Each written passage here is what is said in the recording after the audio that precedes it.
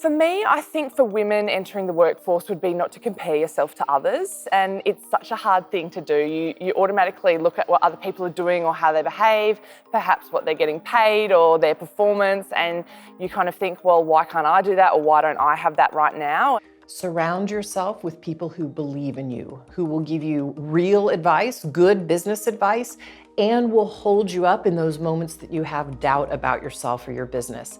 If you surround yourself with good people who believe in you, they're going to help you carry that ball over the line. Find a role model, because you can't be what you can't see. It sounds like a cliche, but the research supports it. You really need to find someone that you identify with and watch how they perform, and the studies will show that your performance will improve. The one piece of advice I'd give women entering the workforce is make friends at work. Raise a posse of people who want to see you succeed and who you want to help, and have one another's back. The one piece of advice I would give to women entering the workplace is take the time to back yourself. You've worked hard, you've got that job, you deserve it. You deserve that seat at the table. And I think we're all suffering nowadays finding that place in communities, and that imposter syndrome really does exist. It exists for men and for women now, because we all feel like we have to contribute and find the right way to do that. So I would say to any young person, back yourself first, and find those people, identify your mentors, and ask for help, ask for advice. When I started out in banking and finance, it was very difficult to find a role model that I identified with, because I was looking for a senior woman who had a family and could manage work-life balance. I'd say it still is very difficult to find that role model, and you have to work pretty hard. But when you do find that role model, it's incredibly powerful. Often, somehow, women don't bother to learn the rules of the game.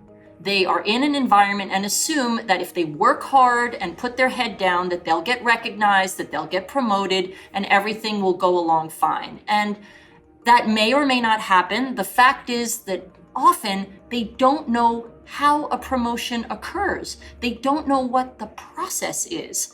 And there are often rules to that process that are worth learning. Somehow the men all learn them.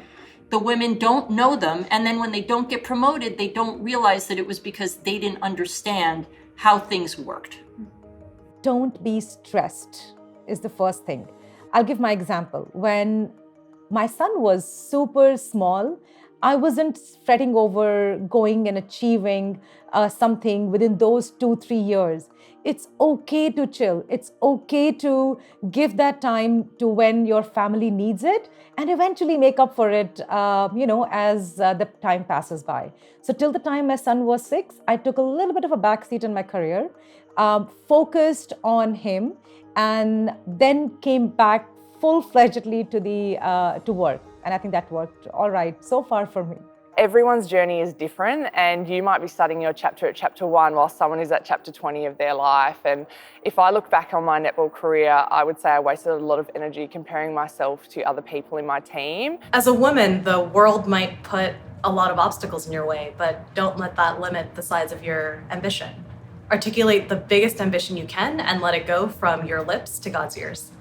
My advice for women entering the workforce is super simple. Honestly, you just gotta be yourself. Those things that the world tried to make us believe were weaknesses from women are honestly their strengths. So tap into your femininity, and whatever that means to you, understand that it's okay. You don't have to wear a dress to work if you don't want to. You also don't have to wear a suit to dress up like the guys if you don't want to. Honestly, approaching the workforce with everything you are and everything you have is the best advice I can give you.